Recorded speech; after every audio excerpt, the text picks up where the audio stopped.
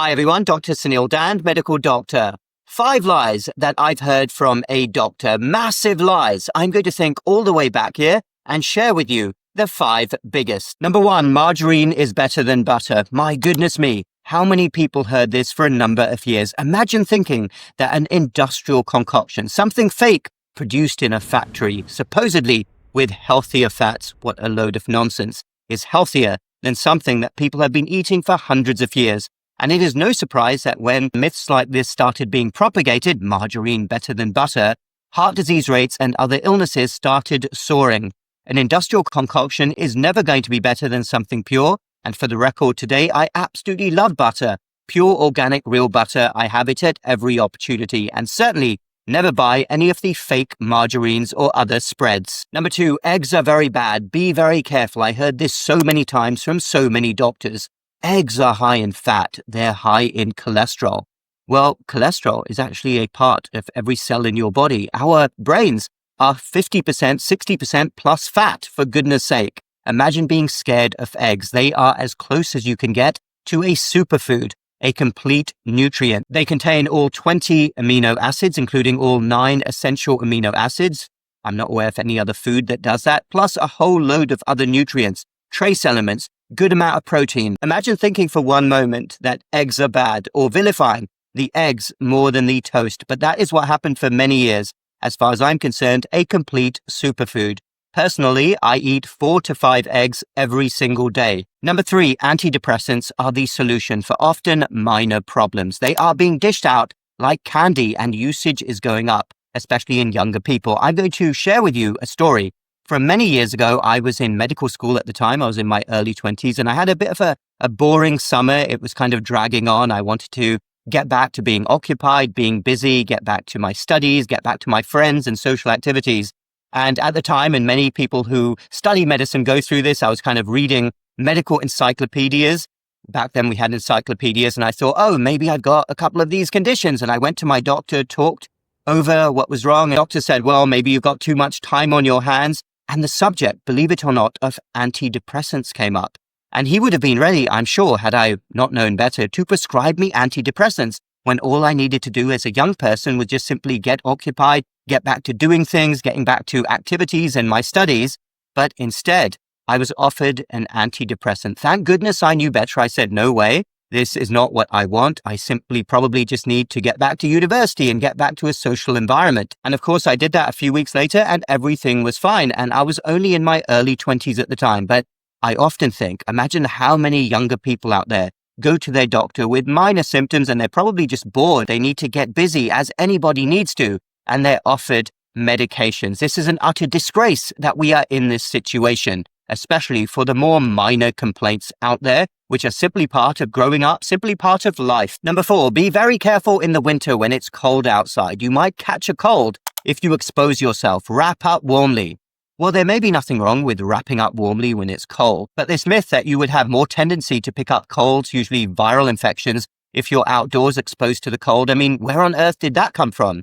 I'll share something with you that I recently spoke about. Actually, last winter, I got into the habit of actually deliberately getting outdoors more, particularly in the morning, feeling the cold air against my face. And again, I'm not saying everybody should do this, particularly in very cold temperatures, but I think it did me a lot of good. It woke me up. I was getting outdoors more.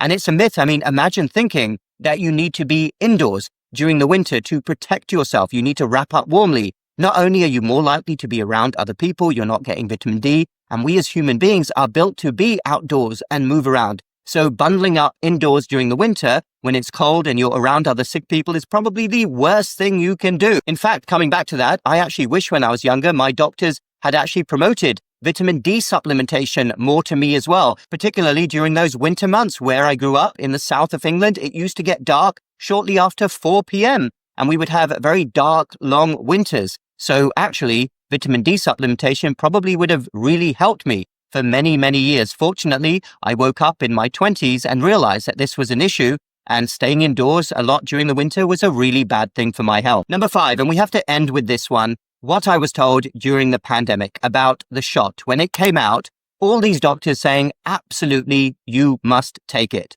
When I knew that not only had I already had the infection, I was tracking my antibody levels. I've talked about this a lot. And I knew that I had excellent natural immunity. Why would I need this new mRNA product? But all I was seeing from other doctors who, quite frankly, hadn't read the studies. I mean, I took just 5 to 10 minutes. I actually went online. This is all publicly available. I read the journal article on the actual study that was done. And I had enormous questions right away on the number needed to treat, the absolute risk reduction, other concerns about potential side effects in certain groups, especially. And I said right away, I'm not going to do it. But I was repeatedly told, you must do this for your health. It is extremely important. And it was a complete and utter lie.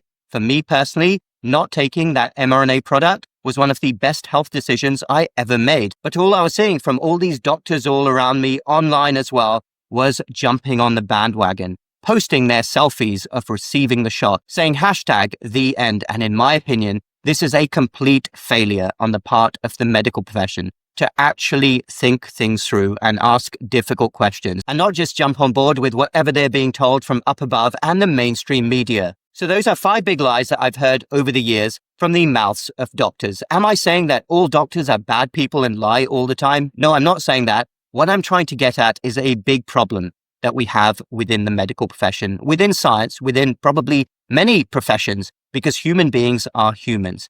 And it is very difficult to step out of line when you hear something. Groupthink is very real. People just jump on board with whatever they are told. And before you know it, you have this big, massive movement of people saying things like, oh, eggs are bad, margarine is good, whatever it may be.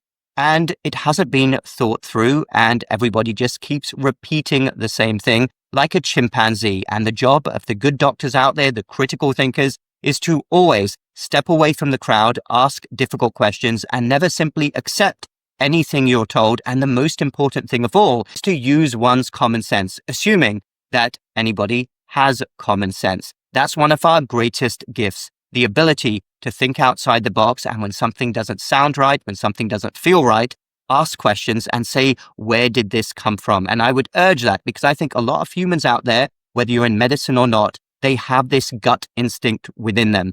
This doesn't sound right. And often my own experience is when something doesn't sound right and it's somebody with common sense, somebody who's a rational, logical thinker saying that, it often ends up being true. So be very careful out there with anything you hear. Understand where it might be coming from. Understand if there are other agendas involved, big business interest, big food interest, big pharma interest, many different agendas out there. But at the end of the day, this is about your health and well-being. Do you see in the points that I just described, those 5 points, something was about my own personal health and well-being. And what is more important to anybody than their own personal health and well-being? So you need to make sure that what you're being told is correct and check with different sources, get different opinions. I think this is going to be even better in the age of AI. You may get some good information from AI. You may get some bad information from AI, but at least you will get a wide variety of information. All right, everybody, thank you for watching. Do share any stories down below of any myths that you have been told by a medical professional over the years and you realized afterwards that it was simply not true. Check the links in the description down below for my website and all the other work I do. Also our natural supplement store, ohiwellness.com if you're in the USA, North America, ohiwellness.co if you're in the UK or Europe. Also, if you're not already signed up for my free newsletter, please do so. Link is in the description down below as well. Hit the like button if you like this video, the subscribe button for more similar videos in the future. And if you enjoyed this video, you will also enjoy some of my other videos on how to achieve optimal metabolic health. We will speak again very soon.